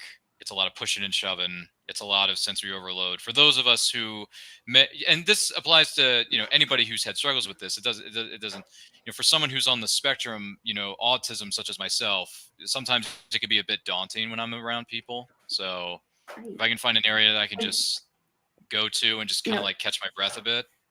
Yeah, the larger the convention, the more likely you are to have those overload issues because there's so many people. Well, and it's also good for people that have small children that go to cons. The kids can go in there and have a breather for a minute and get out of the crowds too. So, because that's what I've seen at a lot of the local ones. It's the kids in there just kind of decompressing from the overload that they're experiencing because it's not something they're used to, like the parents that are con goers regular, been going for years. Yeah. Go ahead, Pally. Last week, I staffed Chicago TARDIS, and we actually decided to add in a quiet room, and I would walk by like between going various places in the con, and I'd always see like kids in the calming room in it, and I'm just like, I'm glad that people are utilizing this. Yeah, I would get a hotel room just so I had a place to decompress and just kind of lower that overstimulation. And also I would bring Excedrin and a Coke because I would get like social anxiety migraines and like just way too much. And I knew that I just in preparation for going to it, I'm going to I don't normally drink pop, but I knew going there, the chances of me getting a migraine pretty strong. So it is nice. I only experienced the quieter rooms like last year. So they're just now really starting up, but it's a good thing. Maybe they'll become a trend. No, I'm hoping that they do it at conventions as well. It's like I said, I was trying to piggybacking on something that Andrew said. Yeah. So sensory-friendly rooms, conventions, if you're watching this, which I know you are, because the internet sees everything, put together more sensory-friendly rooms for everybody, shall we? That'll make us a nice, more peaceful community. We all one with the Force. The Force is with me. I'm one with the Force. The Force is with me. Just, let us have those moments. Situations that might anger you. You can go back and you can walk away from a situation instead of having to completely leave the con. They've had them for years for like cosplayers. They'll have like a cosplay green room, and they'll sometimes have like repair stuff in them. So I think it's good that they're My volunteer group runs a repair station at a lot of the local cons too. So, but some of the bigger cons I've been to have the cosplay green room, which is a place. It's a good place for cosplayers that don't want people bothering them for pictures and things to step off too. So it's kind of now they're just making rooms like that for everybody instead of just the cosplayers. Yeah, mental health has become more of a focal point in the last couple of years, especially with the lockdowns that we've had and everything, the terrible things we've had to experience during lockdown. So, yeah, by the way, take care of yourself. Mental health is so important. There are resources out there available to you that are free. You don't have to pay a nickel or a dime for them. And please, by all means, if you need to take a breath from something, just do it. Walk away. Do it. Honestly, it's better to take that moment for yourself and not let your emotion or whatever it is get the better of you, because we're all human. We make mistakes, but we can be stronger than that. So this is a hobby. This is supposed to be fun. If it starts to stress you out, you definitely need to take a step back. I mean, let's see. For me, one of the things I hope to see, one of my things I hope to aim for when it comes to cosplays moving forward, I haven't done this yet, but I've had this idea in the back of my mind for the longest time. So there was this not little, but he was actually a really tall dude, and he's only been around for like 100 years. He's a well-known actor by the name of Clint Eastwood. And I've always been fascinated to dress up as the man with no name from the spaghetti Western. So now, granted, this is going to take a lot more than a fistful of dollars to put it together, if you know what I mean. It's going to take a few dollars more, and then it's going to take an even few more dollars after that. So I know a guy who can put the hat together. You made Pally facepalm. I'm making Pally. I'm sorry if I'm making you facepalm, but I try to entertain my audience here on this show. So Well, I'll say this: what Andrea just said to me was good, but it makes me feel bad, and that's pretty ugly. yeah, I see that. I see what you did there. Clever one. He's a clever one, this boy. You guys are. Good stuff. Alive or dead, it's your choice. You know what, Pally? Just do yourself a favor. Go ahead. Make my day. So here's the deal. I want to go as a cowboy that Eastwood was back in the day. So I want to go as the man with no name. So I want to have the hat. I want to have the poncho. I want to have the denim. I think it was like denim jeans, something like that. I don't know so much about the boots though, because when I'm walking around a convention floor, I want to be comfortable with what I'm wearing. So I don't think I can. Boots are really comfortable. I showed horses for years. Those things can be really comfortable if they're broken in. Really, the boots that he wore in those movies, the cowboy boots with the spurs. They're made to wear. Like that's what they lived in. Those things Okay, can be really comfortable. I'll probably have to look around the interwebs for a pair of those things, or maybe you know somebody who I can get in touch with to find those My things. sister probably knows everything because she still rides and shows horses all the time. Well, if you know where I can find a pair of those shoes with spurs, let me know. Oh, the spurs are separate. Oh, the spurs are separate. Well, anyway, just text me resources where I can find those. You know people who know people who know people, so it's fine. We'll talk off camera. So I want to go as that. So that would be nice because I know a guy who could put together the hat. I do have a link to where I can find other pieces of the costume because a friend of mine sent me links like a long, long time ago. I think it's buried somewhere in my inbox. It's like buried, like deep below the Treasure of Sierra Madre there. So, I know that's a different film with a different actor, but whatever, I'm quoting. So that's one thing. And the second thing that I hope to see from the cosplay community moving forward is just, I think, I can't really add anything to what these incredible people have said because, like I said, they're panelists and they're smarter than me.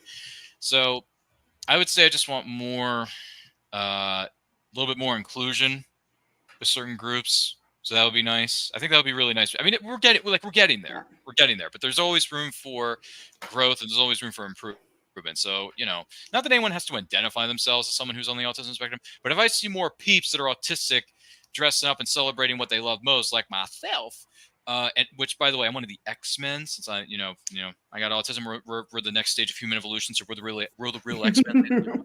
It's true. Scientists have said this for years. So more inclusion would be nice, and let's just be more open to people who buy their costumes because I feel like sometimes people put too much emphasis on people who craft their stuff. I don't mind people who craft their own costumes. I'm talking to experts right here, but be more open to people who buy their stuff, okay? Because I buy my costumes. I can't make a gosh darn thing. I can draw you a stick figure, but that doesn't mean I can design my own costume like Andrea, Charlie, and Pally here. So just let more people who buy their stuff be, just good, Cosplay is literally costume play. There is nothing in there that says handmade costume play. So if you're in a costume, you're cosplaying. Yeah, and a lot of times cosplayers are the ones who you commission for your cosplay. So I think that, it's all kind of feeds into itself. Can be good.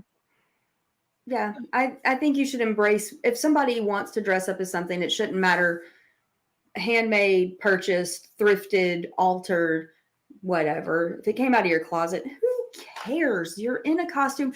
We're nerds playing dress up. That's what it boils down to. So. Well, Halcyon X, or Halcyone X, I believe is how I say that. I don't know. But they say all cosplay is valid cosplay, according to them. Amen. Period. End of sentence. Done. By the way, I like your PTR there on your profile there, Halcyon X. Is that a Mandalorian that I see there? It looks pretty darn good. Or Sabine or something like that. No, I think that's Jin. Or is it Jin? Yeah. That is definitely a helmet, a Star Wars helmet of some kind. Okay, wasn't sure. You're like, hold on. Let's analyze this for a second. Foreheads in the camera right now. It's probably a Mandalorian type outfit. I don't know, but we thank you for your comment. By the way, all cosplay is valid cosplay. That is a fair statement. You know what? That is a heck of a note to go with. So I want to take this opportunity to say thank you to each and every single one of you who have tuned in, who have commented. If you're joining this live on the replay, thank you all so much, and thank you to our panelists. So, Andrew, I'm going to toss things over to you. If the person's watching or listening to this wants to find out more about your incredible craftsmanship and your seamstress expertise and all the incredible adventures you go on with your sister, known as Crayley and the Crayleys and the Kellys of the Kellys, where can people follow you on social media, Andrea? Mostly I'm on Instagram, Media Rice. It's MEHDIARAIISE. Long story, it's an original character from years ago my friends and I created. I stole their name and I still have it. Or you can find me at the Cosplay Cafe podcast with, as I said, my co-hosts Kelly and Crayley, who are the Phoenix Sisters cosplay. Wonderful stuff. Thank you for being here with us. Do greatly appreciate it. Pally, my man. Where can the good people on the internet follow you on social media, Pally? I can be found on Twitter and Blue Sky at Paladin356, as well as on Twitch, on Instagram and Threads as Pally356, and on Facebook at Pallycash for Cosplay, just like it says Pallycash and then put cosplay after it. Very excellent. Fantastic. I couldn't help it, man. I had to do it once. So thank you very much for being here. Charlie, you superstar, you. Crossing the streams with all these different characters, being Queen of the Dragons and the Thrones. Charlie, if someone wants to know more about your incredible writing skills or your incredible cosplay skills, where can they find you on social media? So for cosplay, I'm just my full name, Charlie Ray, no spaces, on Instagram, and then I'm on TikTok and Facebook and Instagram as Charlie Ray Author for writing only. So yeah. I didn't come up with a cool name. I did not know that I was going to get so into cosplay. It's never too late though, so I'll have to think on it. You've got a cool name though. Your name Charlie Ray is something that we would like frame on the marquee. That is a headlining name. You know what's funny? My last name autocorrects to Charlie Rage all the time, and it's so disappointing to have to change that G every time. I'm like, oh, that could become your cosplay name. That could become your cosplay name. Right? Yeah, that's what I'm thinking. Charlie Rage. That's you on a bad. Would that be you on a bad day? Maybe. That's her Sith name. Yeah. Oh, that's her Sith name. Oh. I do like very morally ambiguous characters, so I would be down with that. Okay, we may have some ideas for you in the backstage area of this show. We may have to talk it over some off camera. But thank you for being here, Charlie. You're a wonderful person inside and out. All of you are wonderful people inside and out. But in case anyone wants to know what the heck is going on with this weird-looking dude who's wearing a Star Wars Rebels shirt, you can follow me, should you dare, on Twitter and Instagram. See, I'm just doing weird impressions now. At RyanRPM5. Definitely follow us on all forms of social media. The links where you can follow our guests as well as myself and everything that we're doing here on And I Quote channel is located in the description below. It's located on our bios and our Instagram page as well as our Twitter page and all that stuff. Also, I want to let you know something really special is coming up. And Andrea, Charlie, and Pally are invited to join us for this. Once we reach 1,000 subscribers, we're going to throw a great big live stream celebration that's going to include returning guests, surprise guests, and special giveaways for you. Our incredible fans / subscribers could be eligible to win and take home with you. These are 11x17 prints brought to you by our good friend, The Art of John Pinto, on Instagram, and I believe he's on Facebook as well. You want this print of Doctor Who that just turned the big 6-0 this past week or so? Pally's eyes just. And it's my Pally's eyes just lit up like a holiday tree. Can I get extra entries into that drawing? I mean, I don't know. Could you? Possibly, but if you're also a fan of something known as Star Trek, you can end up winning this from Strange New Worlds. If you're a fan of this, I don't know if anyone. That other little barely known sci-fi show. Jeez. Yeah, it's only been around a couple decades or so. I don't know. Some guy named Gene Roddenberry came up with the idea for it when he was, hanging out with some friends. If you're a fan of the Dark Lord of the Sith, like Charlie is, because she likes morally ambiguous characters that are like so evil Knievel, they're just willing to cut people's hands off. Feel free to enter and win this print featuring the Dark Lord of the Sith. He's also known as Darth Vader, in case Charlie was wondering what I was mentioning there. And in case anyone's a fan of this one, this crazy-looking person who's been a wall-crawling menace to New York for so many decades, and he's going up against Green Goblin in the heart of Queens, New York. Parker, I need those pictures now. You can walk away with this, featuring, what's this character's name again? Oh, yeah, Spider-Man. That's it. Yeah, Spider-Man. So if you're a fan of Spider-Man, who just happens to have, 50 billion movies out right now, including video games? Yeah. It's interesting. I feel like we're in a really good era of Spider-Man right now. Spider-Man, I was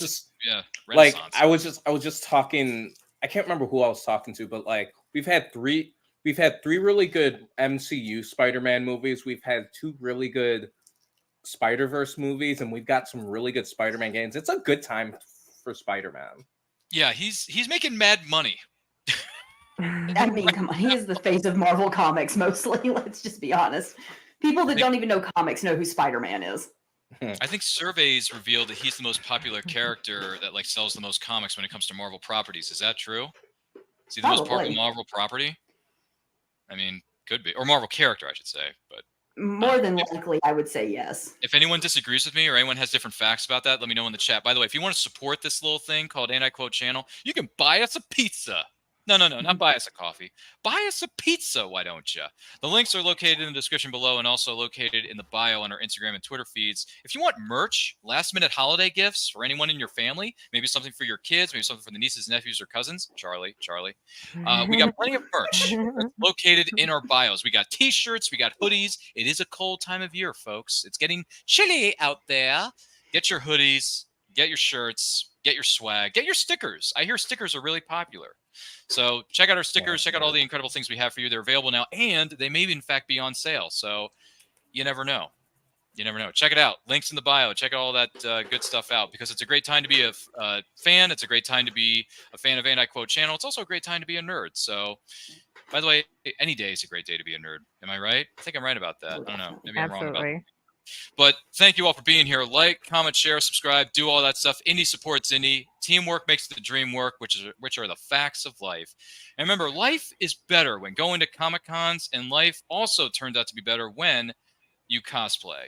Famous Faces and Funnies in Melbourne, Florida is leading the way in pop culture fun. From comic books and graphic novels to Funko Pops and collector's items, Famous Faces and Funnies has it all. Rick Shea and the professional team at Famous Faces and Funnies are friendly and knowledgeable. Whether you're looking for toys, props, collector treasures, or a new comic book, Famous Faces and Funnies is your one-stop shop. To find Famous Faces and Funnies on Facebook and Twitter, just type at FFF Comics.